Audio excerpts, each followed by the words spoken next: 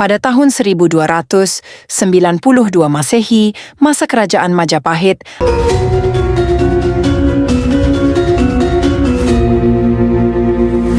ada seorang penguasa sakti mandraguna di wilayah Tawangalun bernama Resi Tawangalun.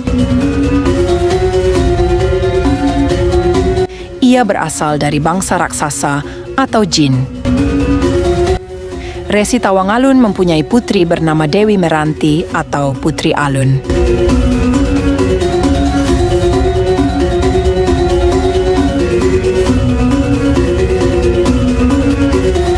Suatu ketika Putri Alun menyukai Raja Brawijaya, yaitu Raja Majapahit di masa itu.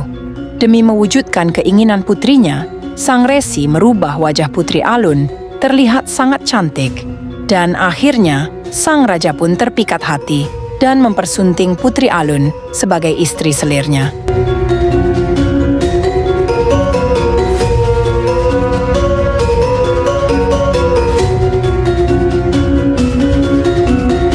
Namun ada sifat asli sang putri yang kurang disukai banyak orang, yaitu makan daging mentah.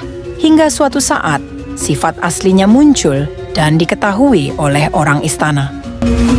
Berita itu sampailah ke telinga sang raja, hingga murka dan mengusir Putri Alun dari istana dalam keadaan hamil.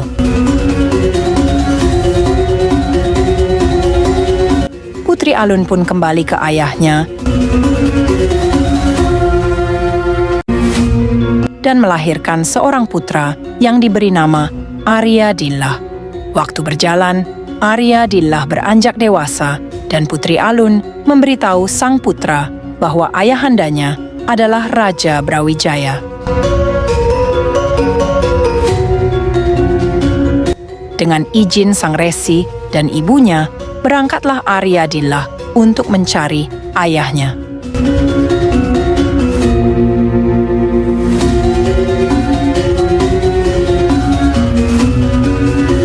Ketika Aryadillah sampai di Majapahit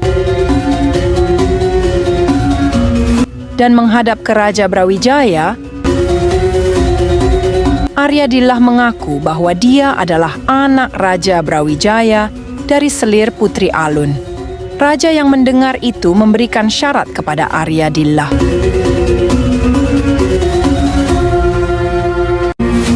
Salah satu syaratnya ialah jika dia bisa membuat damar atau penerang yang sanggup memancar dari Tawangalun ke Majapahit.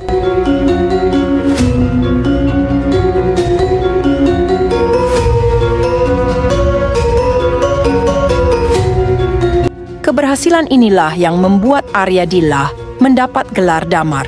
Namun syarat lainnya adalah membunuh Resi Tawangalun, yaitu kakeknya sendiri. Namun Arya Damar tidak sanggup melakukan syarat itu. Karena kecewa dengan perlakuan ayahandanya, Aryadillah pun akhirnya kembali ke Tawangalun. Sang Resi Tawangalun, sang kakek Aryadillah merasa prihatin dengan nasib cucunya. Lalu ia mendirikan sebuah candi sebagai wujud rasa kasihnya terhadap Aryadillah. Lalu Aryadillah masuk ke dalam candi untuk mendekatkan diri kepada sang pencipta alam semesta. Aryadillah merenungi tentang makna kehidupan dan bersemadi hingga menghilang. Legenda itulah yang hingga sekarang masih dipercaya oleh warga setempat. Setiap malam Kamis dan bulan purnama, banyak orang yang datang di tempat ini untuk melakukan meditasi di tempat sakral ini. Pelajaran yang dapat diambil dari kisah tersebut, kejujuran adalah hal terpenting dalam hidup. Putri Alun menyembunyikan sifat aslinya dari Raja Brawijaya.